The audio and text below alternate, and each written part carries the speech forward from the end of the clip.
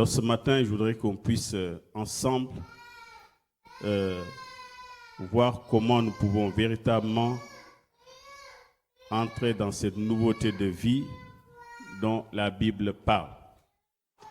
Que nous puissions manifester véritablement l'homme nouveau, la femme nouvelle que nous sommes devenus. Amen.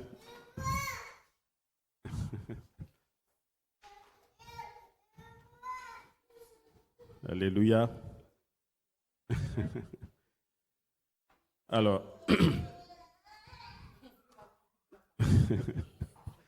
le nom du Seigneur soit béni. Alors, pour commencer, je vais juste vous poser une question. J'aime beaucoup poser des questions. Peut-on planter un arbre dans ce livre?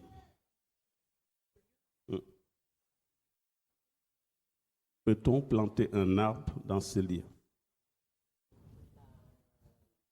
Un arbre, une plante, ici dans ce livre. Le sol, il est dur, non? Non, oui. Il est dur, là, le sol, là. Non? L'arbre, là. Oui. Ben, les deux réponses sont valables. Oui. Non. On va commencer par le non. Non. En l'état, il est clair que si vous venez comme ça, vous mettez l'arbre, on ne peut pas le planter. Mais j'ai entendu quelqu'un dire qu'il faut casser. Mercha, qui a raison. Effectivement, si on veut planter un arbre, ce n'est pas compliqué. On arrache tout le carrelage, on creuse profondément et puis pour que les racines puissent aller en profondeur. Et cette question est très, très importante parce que c'est vrai que la Bible dit que nous sommes devenus déjà un homme et une femme nouveaux en Christ. Et pourquoi j'ai posé cette question? Parce que j'ai l'impression que parfois dans nos églises, avec beaucoup d'expérience maintenant, que la parole n'a plus vraiment d'impact. Et cela est dû à beaucoup de choses. Comme la question a été posée, en général, la première réponse qui fut, c'est que non, ce n'est pas possible. Parce que on ne voit pas d'autres possibilités, on voit juste l'impossibilité d'abord, avant de voir qu'il y a une autre solution. Et vous savez, ce qui est plus compliqué dans nos églises, c'est ce que j'appellerais la délivrance au niveau des esprits. Et ça, c'est très, très, très, très difficile. Vous savez, on est venu à Christ avec beaucoup de bagages, comme on dit, ce que les Anglais appellent le background, des choses qui étaient derrière nous. Beaucoup de choses qui étaient derrière nous qui sont difficiles à se départir. Ce n'est pas facile de se débarrasser de l'homme ancien que nous étions. Parce que beaucoup de choses sont passées. Nous sommes issus d'une famille. Nos premiers éducateurs, c'est nos parents. Après, nous sommes partis d'une communauté. Nous avons reçu une éducation. Nous avons des voisins. Il y a les médias. Il y a ce qu'on appelle aussi la culture.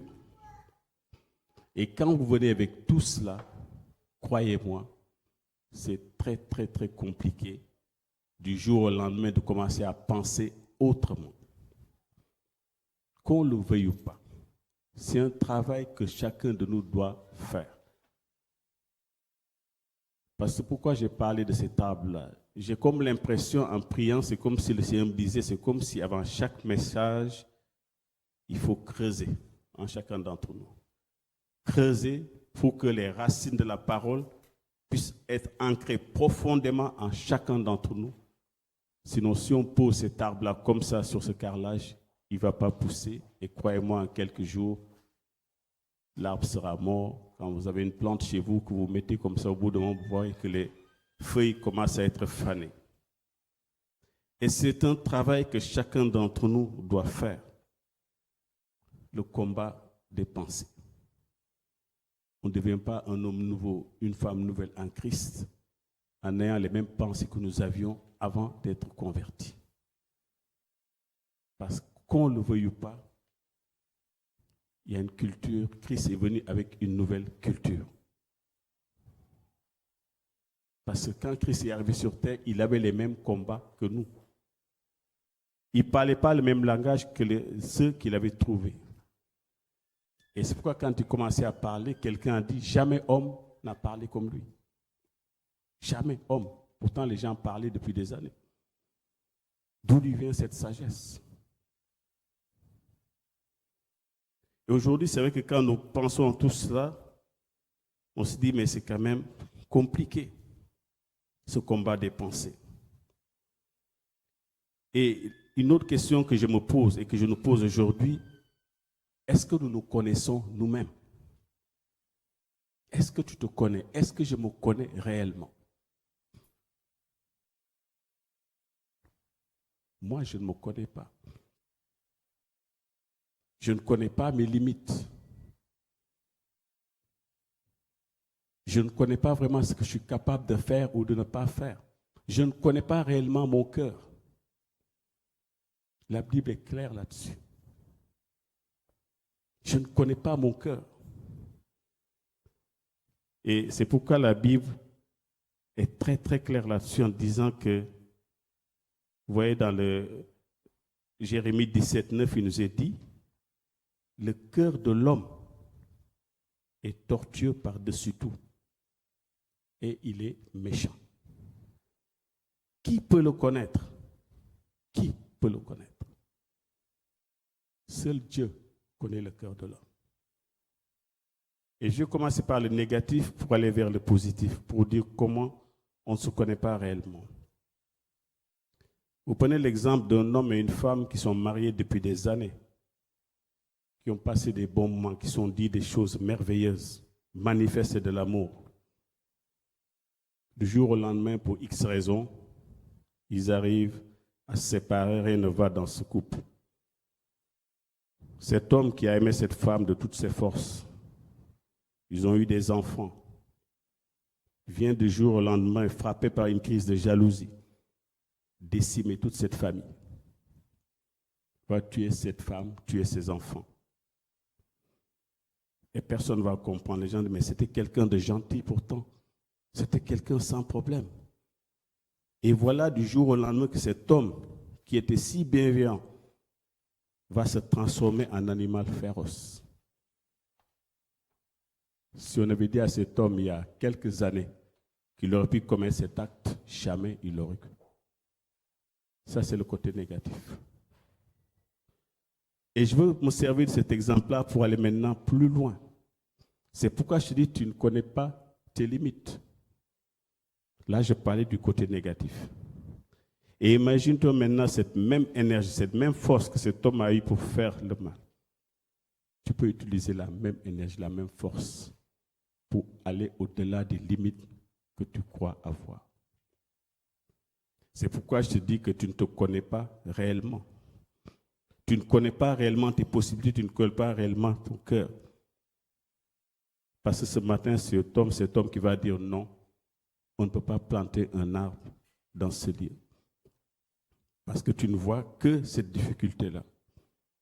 Parce que depuis que tu es né, tu as toujours entendu les mêmes choses.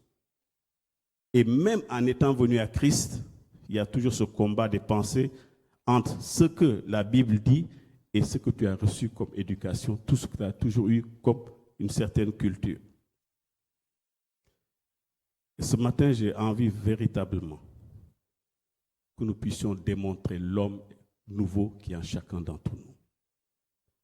Bien-aimé, l'Église de Christ a besoin que des hommes et des femmes qui sont là voient de véritables témoignages, voient des personnes qui ont été réellement transformées et qui puissent véritablement les imiter.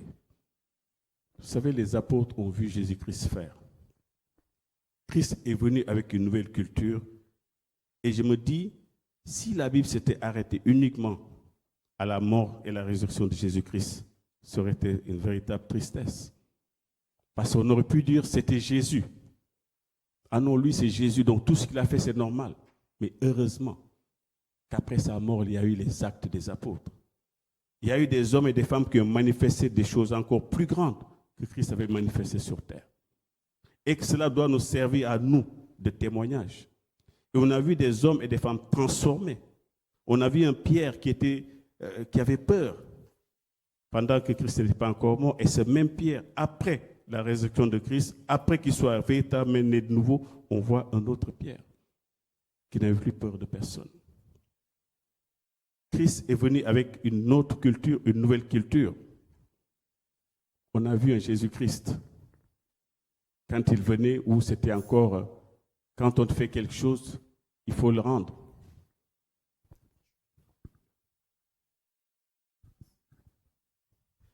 Et on voit le Seigneur qui vient, tête baissée, avec une autre culture. Là, on disait que œil pour œil, dent pour dent, le Seigneur va venir en disant « Aimez-vous les uns les autres ». Ça, c'est une nouvelle culture, c'est une nouvelle pensée. Et voyez-vous, ce matin, j'ai envie que nous faisions faire cette prière que le psalmiste a fait, parce que nous ne nous connaissons pas véritablement. Dans le psaume 39, versets 23 à 24, le psalmiste va dire « Sonde-moi et connais mon cœur. Sonde-moi et connais mon cœur. Éprouve-moi et connais mes pensées. Éprouve-moi et connais mes pensées. » Psaume 139, versets 23 à 24.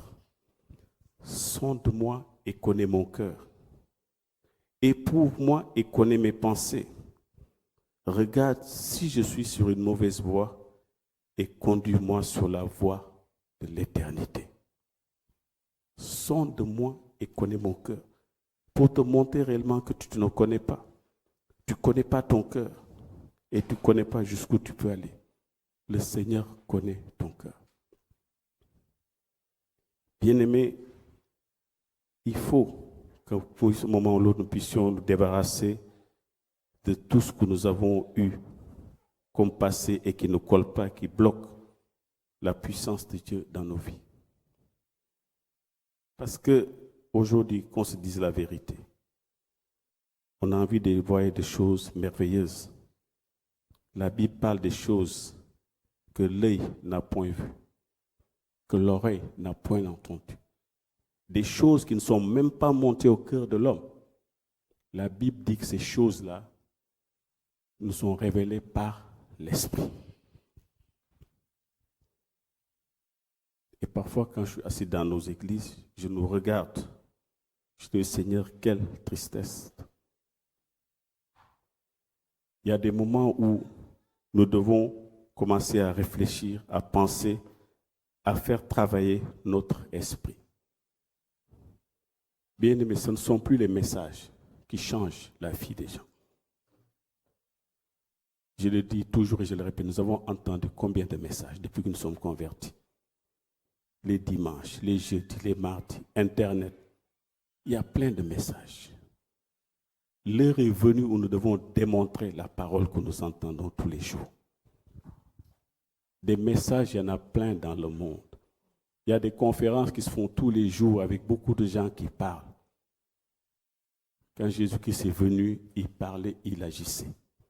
Si Jésus faisait que parler, les gens ne l'écouteraient pas. Au bout d'un moment, ce serait lassant. À un moment, il a démontré la parole de Dieu.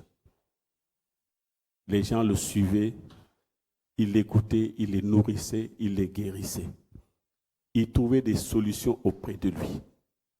Et ça doit être la continuité de l'Église, mes bien-aimés.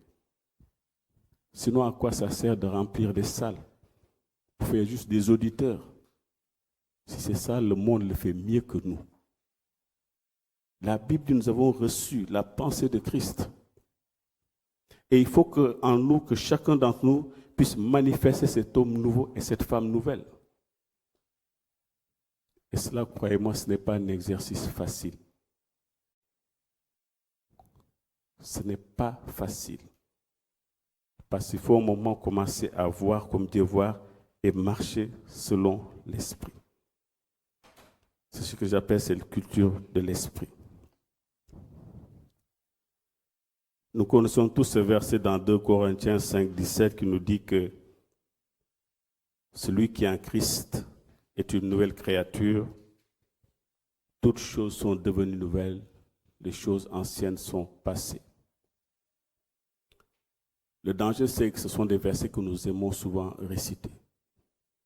À tel point qu'on ne fait même plus attention quand nous le lisons, parce que le pasteur est content en disant que les frères et sœurs connaissent la parole, ils la récitent. Et c'est ça le danger des versets qu'on connaît par cœur souvent.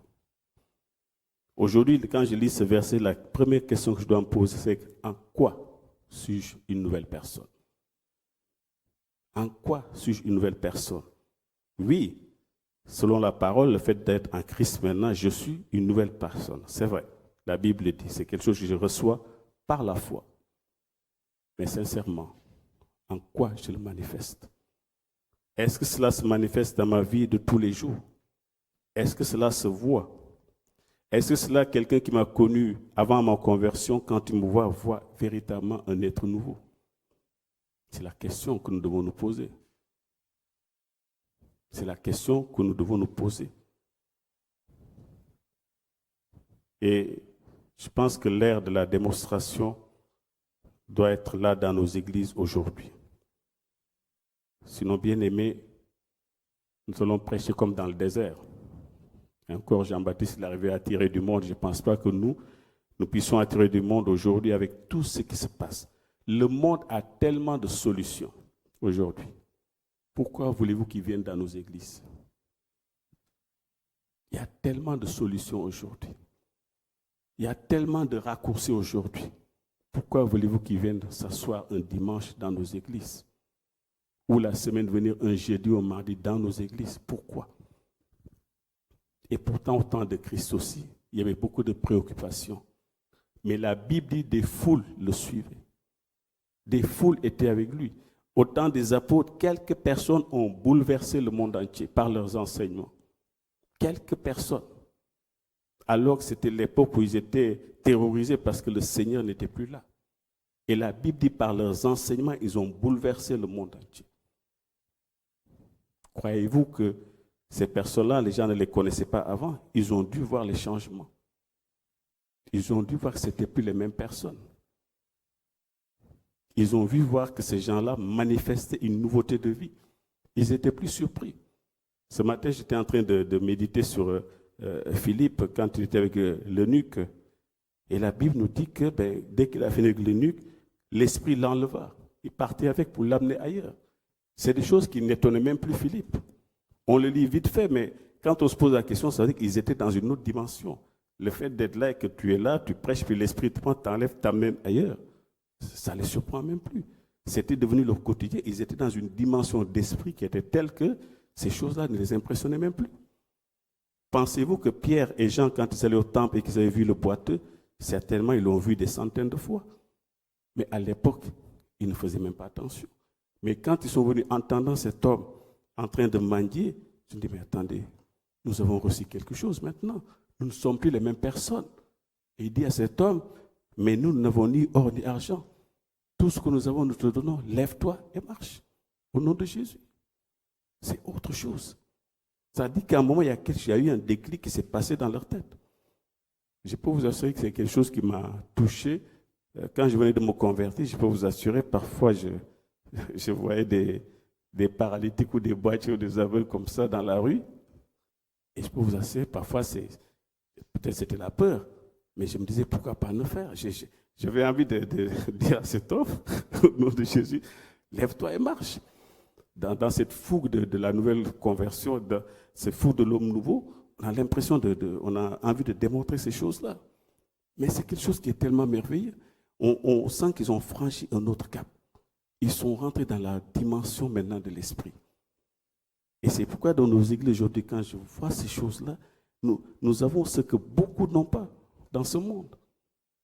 Regardez les gens dans ce monde. Je peux vous assurer que c'est des personnes qui fonctionnent avec leur esprit. Je parle d'esprit avec un E minuscule.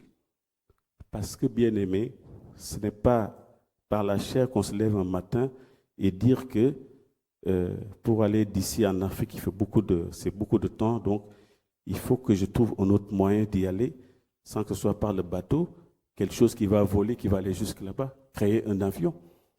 Il faut être dans une autre dimension pour se lever du jour au lendemain et dire, j'ai inventé un avion. D'ailleurs, les premiers qui l'ont fait, ils ont été moqués. Ils ont été moqués, mais ce sont des gens qui sont rentrés en eux-mêmes, qui sont assis en train de réfléchir. Je ne parle même pas de dimension spirituelle, mais des capacités seulement humaines, de dire que les possibilités que Dieu me donne. Ils sont levés, ils sont restés, ils sont concentrés en disant, mais ça doit être possible. Pourquoi les oiseaux volent? Si les oiseaux volent et ils ne tombent pas, il y a certainement un moyen aussi de mettre quelque chose à nous. Il suffit de trouver une loi qui va contrecarrer la loi qui veut que tout objet qui est en haut tombe. Ils ont réfléchi.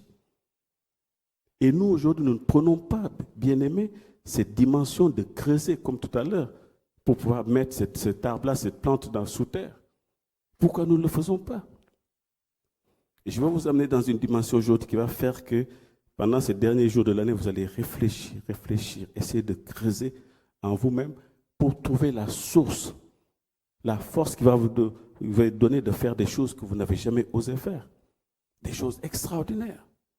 Et je me rends de plus en plus compte, Dieu, avec les chercheurs, ceux qui cherchent, ceux qui creusent, ceux qui n'arrêtent pas de frapper, ceux qui n'arrêtent pas de crier, de chercher. Parce que pourquoi, bien-aimé? Parce que c'est une fierté pour Dieu qui nous a créés à son image, de voir que nous sommes aussi des créateurs, des gens qui réfléchissent comment améliorer ce monde-là, des gens qui réussissent à aider leur prochain. Dieu est dans ça aussi. Et pourquoi nous ne voyons pas cela dans nos églises, mes bien-aimés? Ce matin, que le Seigneur nous aide à manifester cette nouveauté de vie qui est en chacun d'entre nous. Combien de messages faudra-t-il encore entendre, mes bien-aimés? Combien de messages?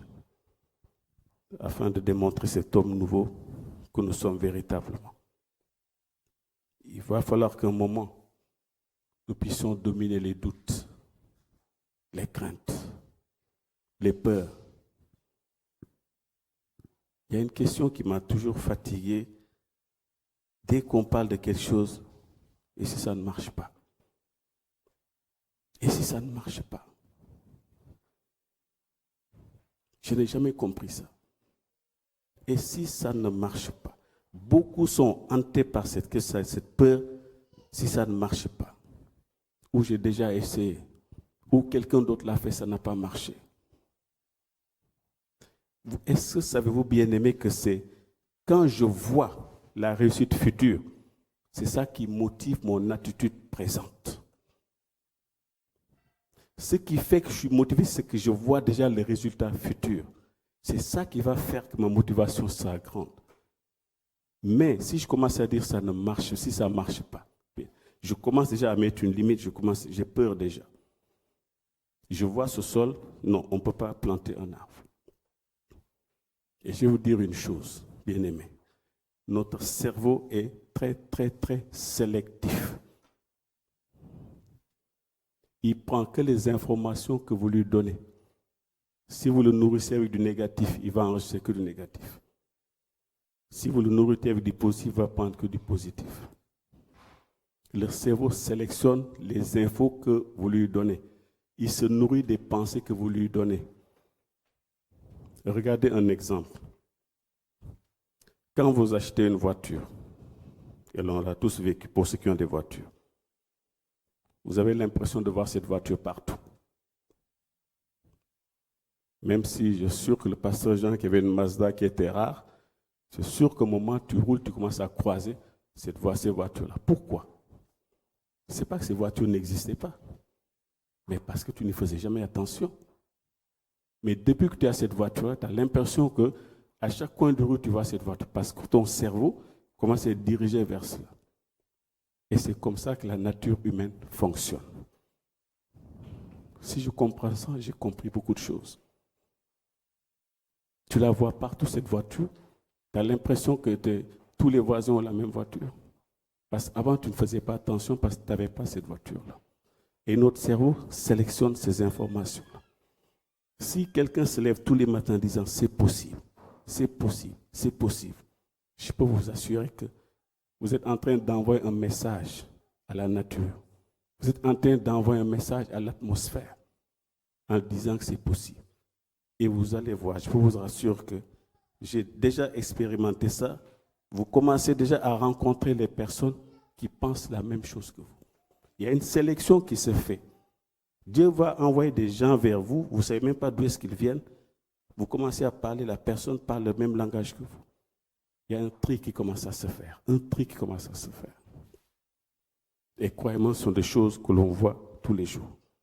La sélection, elle est faite naturellement. Parce que notre cerveau ne se soumet qu'à ce que nous lui donnons. Si c'est des sentiments de peur, il va y avoir des sentiments de peur.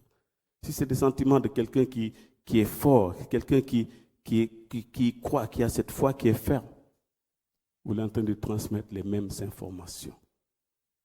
Et je peux vous assurer que tant que vous n'avez pas commencé à faire le premier pas, bien aimé, il y a des choses que vous ne verrez jamais, jamais dans votre vie. Jamais. Ce matin, j'ai envie qu'on puisse vraiment parler de cœur à cœur. Parce que vous savez que j'ai vu des gens qui sont assis dans nos églises depuis beaucoup d'années, mais il y avait beaucoup de découragement. Ils tiennent parce que, on va dire, le frère il tient debout, la sœur tient parce qu'elle est là avec nous. Et au fond du cœur, il y a beaucoup de souffrance. Elles sont des choses que je n'arrive plus à supporter. Parce que nous le chantons, nous le disons tous les jours. Nous avons un Dieu qui est merveilleux. Un Dieu qui est capable de toutes choses. Et qui nous a rendus capables par son Saint-Esprit. Bien-aimé. Spirituellement, matériellement, tout est pour nous, tout est possible. Je ne peux pas dire ça, je ne peux pas. Je ne peux pas dire ça, je ne peux pas y arriver. Mais il y a un combat qui se faisait, un combat au niveau des pensées. Il faut que nous puissions enlever toutes ces pensées-là. Le Seigneur est passé par les mêmes combats. Qu'est-ce que les pharisiens ne lui ont pas dit? Qu'est-ce qu'il n'a pas entendu que les pharisiens? Au temps de Moïse, c'était comme ça. Moïse a dit cela, Moïse a dit cela. Mais lui, il est venu avec cette pensée, une nouvelle culture. Moïse disait au temps de Moïse, une femme qui commet le défaut, la lapider. Il faut se laver les mains, beaucoup de choses. Mais Jésus dira ce qui est important, c'est ce qui sort de l'homme. Parce qu'on sait que c'est de l'abondance du cœur que la bouche parle. On sait que le plus important, ce n'est pas de lapider, mais c'est d'aimer une autre culture. Mais bien aimé, ce matin, j'ai envie que même s'il n'y a que 2 ou 3 personnes qui commencent à manifester de la nouveauté de vie, afin que les autres viennent les voir, comment vous faites. Ce n'est pas au pasteur de faire ces choses. Il y a un moment, les fidèles eux-mêmes doivent servir de témoignage, afin que ceux qui sont plus faibles, ou ceux qui ont une foi plus faible, puissent s'accrocher en disant, si Dieu l'a fait pour toi, Valérie, si Dieu l'a fait pour toi, Inosia, Dieu aussi peut le faire pour moi. Et que tu puisses toi-même l'encourager, vous puissiez vous encourager, mais il faut voir. Nous parlons parce que nous avons vu. Nous croyons parce que nous avons vu. C'est important, bien aimé. Et quand vous lisez la Bible, elle a été faite de démonstrations de Genèse à Apocalypse, vous ne voyez que ça. Sinon, qui est fou pour suivre quelque chose que tu ne vois pas? C'est vrai, la Bible dit de croire sans voir. Mais les gens qui suivaient Jésus, ils voyaient des choses extraordinaires. Ils ont vu des choses, il n'y avait pas de solution, trouver des solutions. Et c'est même Jésus va nous dire que tout est possible. À toi qui crois, tout est possible. Tout. Tout est possible. Ce n'est pas quelqu'un qui le dit, c'est Jésus-Christ qui le dit. Jésus est en train de nous dire que vous n'êtes plus, je ne suis pas là, mais ce que j'ai fait, vous pouvez aussi le faire. Et il le dit clairement. Tout est possible. Et j'ai envie que nous puissions, bien aimer, c'est ça qui fait que tu viens à l'église, qu'on le dise la vérité. Il y a la joie du salut, mais cette joie-là, parfois même, on ne la voit même plus. Rien que ça, le fait de savoir que je suis sauvé, je me lève le matin, il y a une joie qui est immense. Je suis sauvé. La joie du salut, on ne la voit même plus. C'est le premier miracle, la joie du salut. Je suis sauvé. Et il y a plein de choses qui se cachent derrière sauvé. Je suis sauvé, je me lève le matin. Alléluia, je suis sauvé. Et ce n'est pas que c'est Dieu, le Dieu qui a créé toutes choses. Il me dit que tu es sauvé. Tu fais partie de ma grande famille. Tu es dedans, je suis ton père. Mais regardez les hommes. Le fait d'être copain seulement peut-être avec le président, bon, en ces temps de gilets jaunes, peut-être pas, vous évitez, mais le fait d'être copain seulement du président, mais c'est merveilleux. Vous croyez tout permis. Vous rentrez dans un restaurant, vous mangez, vous ne payez pas, on vous parle de, vous savez qui je suis. J'ai discuté avec un ami l'autre jour, il y a un monsieur qui est venu le trouver au travail, je ne sais pas de quoi il parlait, il dit, mais est-ce que tu sais qui je suis? Je lui ai dit, mais qui te dit que ça m'intéresse de savoir qui tu es? Mais rien que le fait de savoir cela, que votre ami est puissant, rien que ça, mais c'est formidable. Vous imaginez? Rien que ça, regardez les gens qui côtoient le maire, les gens qui côtoient mais pour eux, rien ne peut leur arriver. Et toi, on te dit, tu es fils du Dieu créateur, petit frère du roi des rois. Mais je ne vois pas qu'est-ce qu'il faut de plus pour être motivé. Mais ça ne se vit pas par la chair, ça se vit dans l'esprit. Il y a une joie qui se trouve dans mon esprit, que si ma chair doit, avant que ma chair l'exprime, il faut que dans mon esprit, ça soit capté par mon esprit d'abord, pour savoir qui je suis. Si la danse n'a pas complètement changé et que je commence à regarder, non, je suis là, non, il y a une autre dimension que je dois acquérir. Et c'est cette dimension-là que les apôtres avaient. Cette dimension que les Paul avaient, des gens qu'on est en train de ligoter. Ils sont en prison, ils entendent des cantiques. Il faut comprendre ça. Comment quelqu'un, vous avez déjà vu en prison des gens qui chantent? Jamais. Ils se plaignent, ils sont malheureux. Mais eux, il dit, mais ils sont même fiers qu'on les fouette à cause du nom de Jésus-Christ. Et on dit que quelqu'un comme Pierre, à la fin de sa vie, mais il a été crucifié. Mais il dit, mais il veut qu'il croit crucifié à l'envers. Parce qu'il n'est pas digne d'être crucifié comme Christ. Il veut être crucifié les jambes en haut et la tête en bas. Fier. Ça, c'est une autre dimension. Et c'est bien aimé. Arrêtons de croire que ces choses-là, c'est uniquement pour eux. Le monde ici-bas, il y a des gens qui ont compris ça depuis longtemps, qui le manifestent. Et c'est à cela que Dieu nous demande, si nous voulons que ce monde-là soit un monde vraiment de témoignage, que les personnes puissent voir qui nous sommes. Ce sont des pensées qui ont besoin de paix. Nous avons besoin de cette délivrance au niveau véritablement des pensées. C'est pourquoi je disais tout à l'heure, au lieu d'être des prophètes de malheur, soyons des prophètes de bonheur et de paix, de prospérité pour nous-mêmes. Si ça ne marche pas, un tel l'a fait, ça n'a pas marché. Je ne suis pas un tel. Je peux prendre le même projet que tu as pris, tu as échoué. Je prends la main de Dieu dedans, mais ça prospère. Ça n'a rien à voir. Ça n'a rien. Évitez d'imiter les gens. Vous levez le matin, ah, qu'est-ce que les gens font là? Tout le monde fait ça, je suis. Et c'est ça le danger. Je me place devant Dieu. Seigneur, les gens n'ont pas tout créé. Vous savez, chaque jour, c'est ma prière. Montre-moi, je sais qu'ils n'ont pas tout créé. Google tout ça là. Moi, ça, c'est pas fini. Il y a encore des choses à créer. Des choses que le Père me révèle dans le secret. Et les gens du monde font ces choses-là. Vous pensez qu'on se lève le matin pour créer Google comme ça? Parfois, essayons de réfléchir, bien aimé. Il y a des dimensions que nous devons atteindre. Et c'est là où même le véritable combat de Satan. Parce que ça demande quand même du temps dans la méditation. Ça demande du temps dans le contact avec notre Dieu. Ça demande du temps dans la réflexion et du travail aussi. On ne peut pas faire un projet à la légère. On travaille, on voit des gens qui sont compétents, on essaie de les voir, d'essayer de discuter, essayer de faire des recherches. Ça demande un travail. Moi, je ne crois pas au miracle. Je vous ai dit qu'il n'y a rien qui tombe du ciel, à part la neige, la poussière et la pluie. C'est fini. Depuis que la manne s'est arrêtée, il n'y a plus rien qui tombe du ciel. Rien. Parfois, vous avez une pluie de criquets qui vient dévaster vos récoltes. À part ça, je ne vois plus rien. L'argent, ça ne tombe pas. Rien. J'ai dit à quelqu'un, Dieu ne te prie pas, Dieu ne te donnera jamais l'argent. L'argent, non. Mais la sagesse pour l'acquérir, oui. Dieu peut te donner cela. Et arrêtons d'imiter les autres. C'est aux autres de nous imiter. C'est aux autres de nous imiter. Ne dis pas que tous les gens qui ont fait ça, ils ont échoué, donc ça ne marche pas. Non.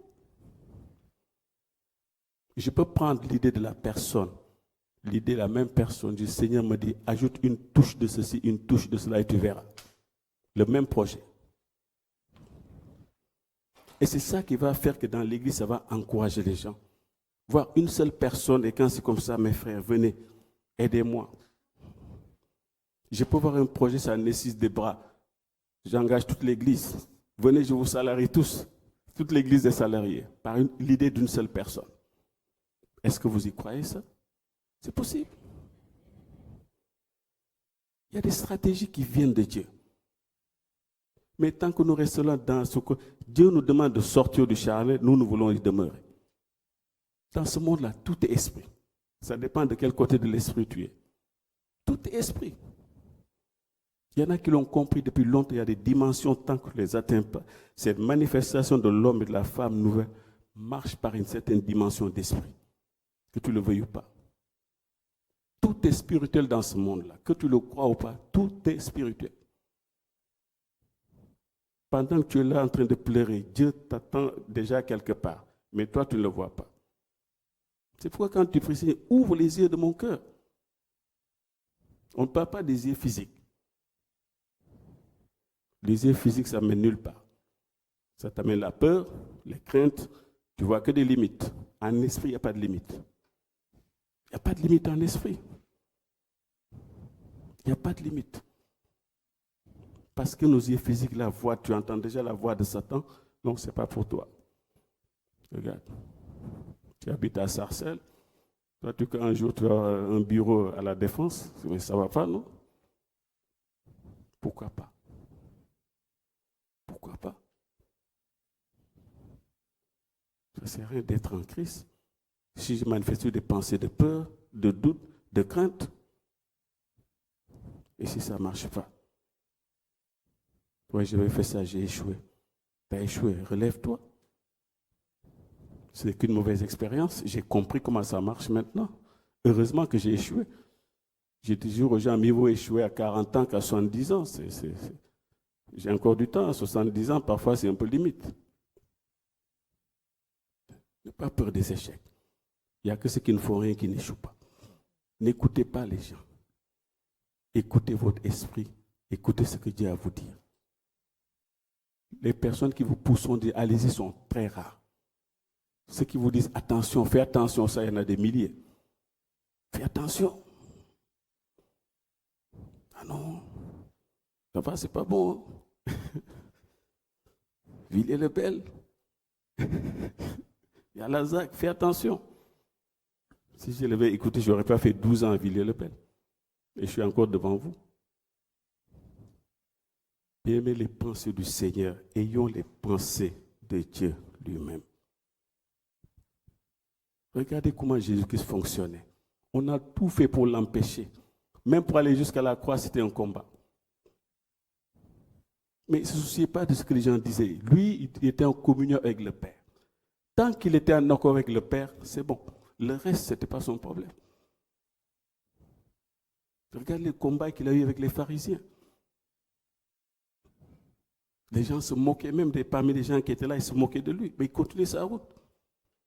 On ne peut pas savoir quelle est sa destinée et perdre son temps dans des futilités. Si j'échoue, j'échouerai tout seul. Les conseils des gens ne mènent nulle part. Ceux qui vous découragent, ne les écoutez pas. C'est pourquoi dans nos églises, il y a une telle misère, une telle tristesse. C'est tellement grave. Qu'il y ait une délivrance au niveau de nos pensées. Celui qui est en Christ est réellement, et moi je le crois, une nouvelle création. Libéré des angoisses, libéré des a priori, libéré du passé. Mais ça, c'est un véritable combat tous les jours. Des choses qu'on a entendues depuis l'enfance. Toi, tu ne vaux rien. Parfois, c'est nos propres parents. Toi, tu ne vaux rien. Et vous savez, parfois, je dis un parent qui n'aspire pas à ce que demain ses enfants puissent le dépasser doit se poser beaucoup de questions. Si un bac plus 2, j'aimerais que ma fille ou mon fils ait un bac plus 4, plus 5. Tout ce que je n'ai pas pu faire, j'aimerais qu'il fasse plus, encore mieux que moi. Et parfois, bizarrement, il y a comme une certaine rivalité entre parents et enfants. Ça, c'est très, très malsain. Je l'ai constaté parfois au sein de certaines familles, c'est quelque chose de très, très, très mal fait. C'est très, très subtil. Quand tu entends un parent qui dit « mais toi, tu ne feras pas mieux que moi hein? », comment on peut dire des choses comme ça? Des paroles de malédiction. Mais aspirez à dépasser vos parents. Aspirez à les dépasser. Vous avez connu Dieu. Vivez la vie que Dieu vous a prévue d'avance avant même que vous soyez né. Posez-vous cette question. Il ne peut pas vous attirer à vous. Il faut vous laisser tel quel. Sinon, vous serez encore dans le monde. Et vous avez cette grâce. Vous avez la protection divine. Vous avez sa main sur vos vies, sur vos affaires, sur votre famille. C'est ça le plus important. Faire avec Dieu. Le danger, c'est de faire sans Dieu. Parce que sans Dieu, on peut réussir, mais quand on tombe, ça fait mal. Mais faire avec Dieu, c'est merveilleux. Avoir Dieu comme premier associé, c'est merveilleux. Avoir Dieu comme premier partenaire, c'est merveilleux. Tout ce qu'on fait, Seigneur, sonde mon cœur. Parce que je ne me connais pas vraiment. Sonde-moi. Montre-moi si je suis une voie qui ne te plaît pas. Sors-moi de cette voie. Mais ça, si c'est ma destinée, Seigneur, qui n'ait aucune crainte, je fonce. Il y a beaucoup de prières, beaucoup de jeunes qui sont parfois en manque de foi. Et dans nos églises, on a coutume de faire ça. Dès qu'on fait frère, on va prendre un temps de jeûne. Parfois, derrière cette forme de spiritualité se cache une certaine peur, un certain manque de foi. On ne sait pas quoi faire, on prend un temps de prière, on prend un temps de jeûne, et on ne voit jamais les résultats. On ne sait pas si Dieu nous a parlé ou pas. On ne donne jamais les résultats. Moi, je viens qu'on prend un temps de jeûne. Au bout de 4, 5, 6 jours, Dieu m'a donné le feu vert ou Dieu m'a donné le feu rouge. Mais parfois, de ces jeûnes et prières, il n'en sort rien de concret. C'est juste pour gagner du temps. Et je sais que si je fais les choses d'une façon sérieuse, je n'ai pas volé, je n'ai pas escroqué qui que ce soit, juste envie d'améliorer ma vie quotidienne, je pense que le Seigneur n'est pas contre ces choses-là. Et parfois, il nous faut simplement du courage, de la volonté pour pouvoir s'en sortir. Amen. Ma prière est que ce matin, que sincèrement, que nous ne puissions pas contredire cette parole. Le Seigneur veut que chacun d'entre nous puissions rentrer réellement dans notre destinée. Et on approche de la fin de l'année. J'ai horreur des vœux. Parce que moi, tout ce que je sais dans ma vie, c'est que le Seigneur dit que nous devons aller de gloire en gloire. Chaque année, il faut qu'il y ait une progression, même si c'est 0,2%, au moins j'ai progressé. C'est toujours mieux que de stagner parce qu'on dit que ce qui n'avance pas recule. Et c'est bien de faire des bilans régulièrement, de rentrer en soi-même, de se sonder ou de laisser Dieu nous sonder, savoir si nous avons avancé ou pas. Mais bien aimés, nous ne pouvons pas continuer comme cela. Il y aura un moment, et je ne souhaite pas, qu'il risque d'avoir un découragement total. Je parle de l'Église en général. Parce que nous ne connaissons pas nous-mêmes. Des moments de découragement peuvent arriver. On n'est que des êtres humains, même si nous sommes en Christ. Quand nous ne avançons pas, il y a des frustrations. On vient à l'église, on chante, on danse, mais au fond de nous-mêmes, nous ne vivons pas ces choses-là. À un moment, ça crée comme des blocages. On vient parce qu'on doit venir pour qu'on voit que nous sommes présents. Mais au fond de nous-mêmes, il y a longtemps que nous avons quitté l'église. Il y a un frère qui me disait, une sœur, au début, il venait s'asseoir devant. Après, il commençait à s'asseoir derrière. Comme la porte était derrière, au bout d'un moment, la personne a disparu. Ça commence toujours comme ça. Au début, on est zélé, on est devant, on lève les mains. Après, c'est au milieu, vers la porte. Après, c'est dehors. Que Dieu nous aide à retenir les gens qui viennent au milieu de nous. Il faut qu'ils voient une église vivante qui manifeste Christ tous les jours. C'est ça qui fait que les gens restent. Parce que moi, je ne juge personne, parce que c'est compliqué. Je ne connais pas la vie des gens. Et c'est bien que le Seigneur puisse se manifester au milieu de nous. Que nous puissions nous tenir la main. Que ceux qui sont forts aujourd'hui puissent relever ceux qui paraissent faibles. Afin que demain, cela soit aussi fort. Amen. Que le nom du Seigneur soit béni ce matin. Je voudrais vraiment, pour terminer, revenir donc à cet exemple tout à l'heure de l'arbre qu'il faut ou non planter. Et tout le travail de chacun d'entre nous sera de défricher son propre cœur ce matin. Ce n'est pas une chose facile, mais il faudra le faire. Je sais qu'il y a parfois beaucoup de retenue due aux peurs. Parce qu'au fond de nous-mêmes, qu'on ne le veuille pas, nous sommes contemplateurs des actes des autres.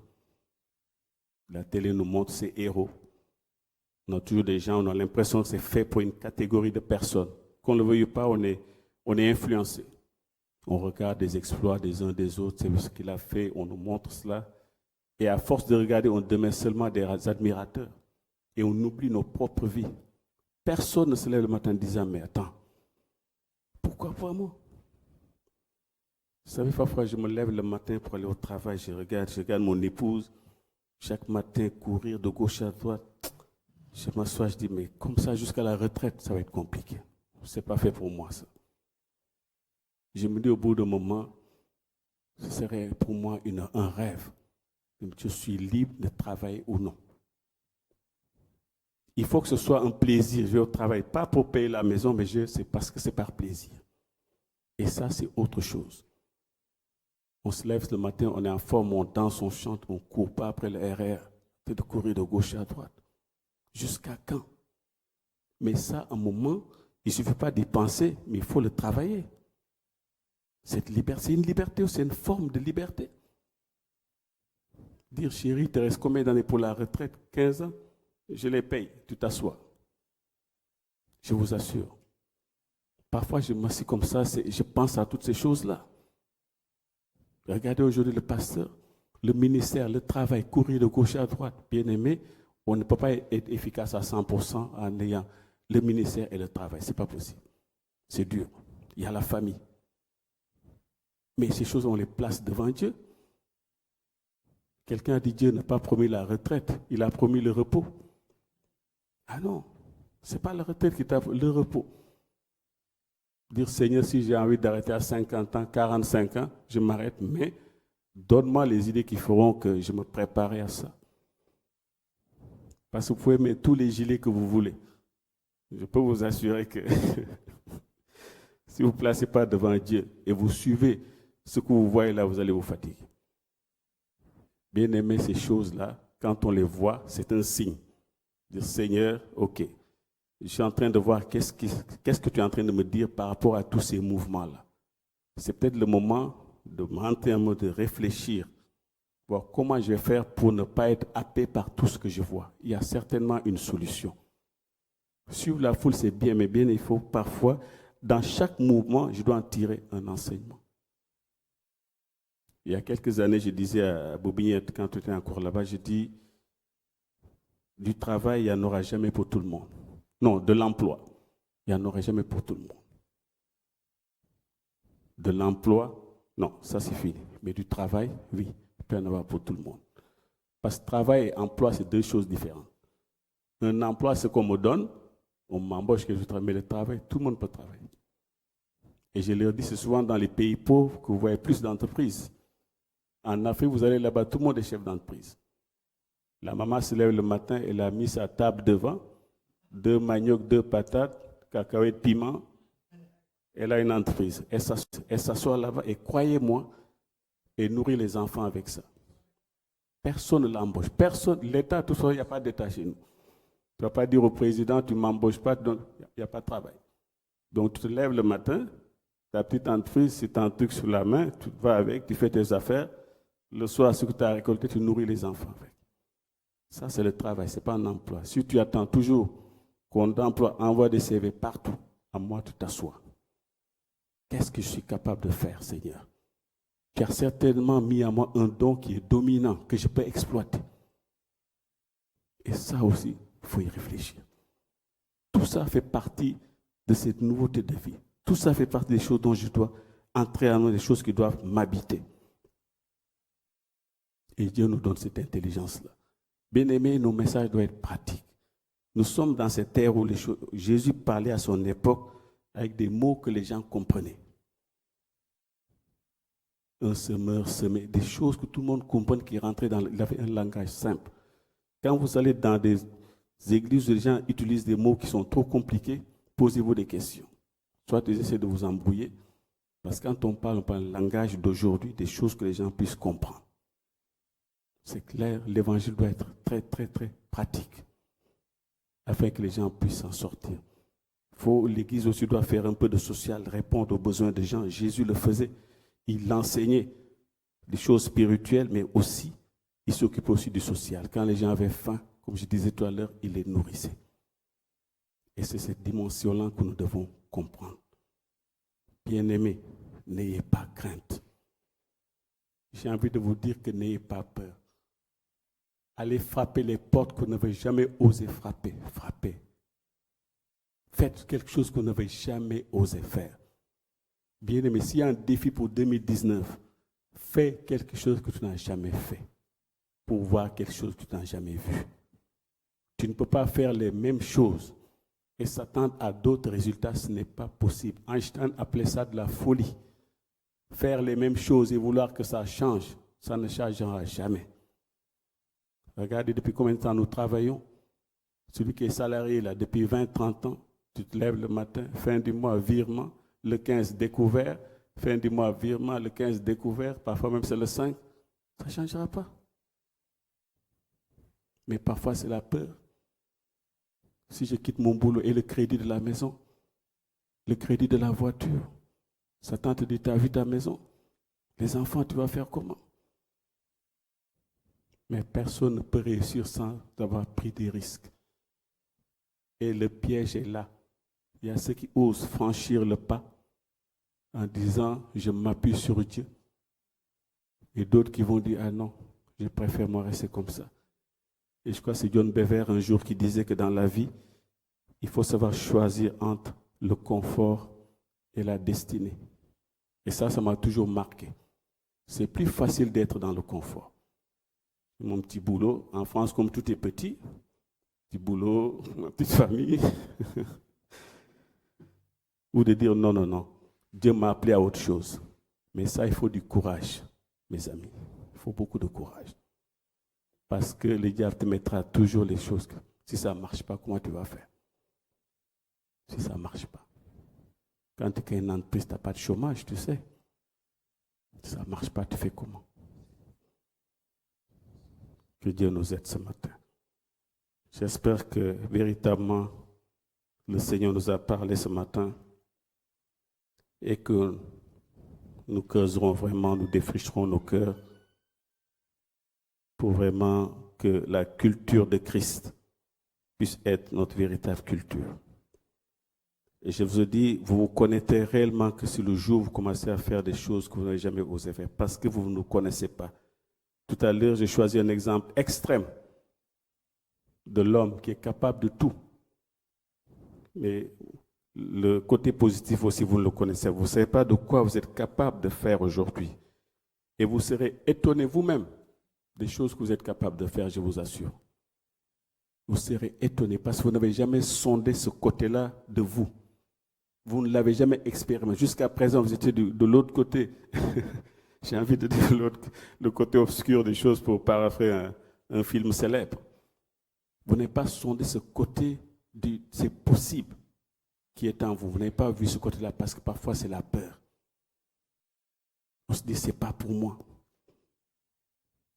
Si votre pasteur avait eu cette peur-là, il ne serait pas aujourd'hui se lever et dire, malgré tout ce qui est autour, Dieu m'a donné ce ministère de partir avec une église, de fonder une église, fonder une œuvre. Il l'aurait pas fait. Il faut du courage pour le faire. Parce que des oppositions, il y en aura toujours. Mais il faut beaucoup de courage dans la vie. Tous ceux qui ont réussi, 100% des gens qui ont réussi, ont pris des risques. Dans tout, spirituellement, tout, il faut des risques. Sinon, vous n'irez pas loin. Inclinons nos têtes et prions.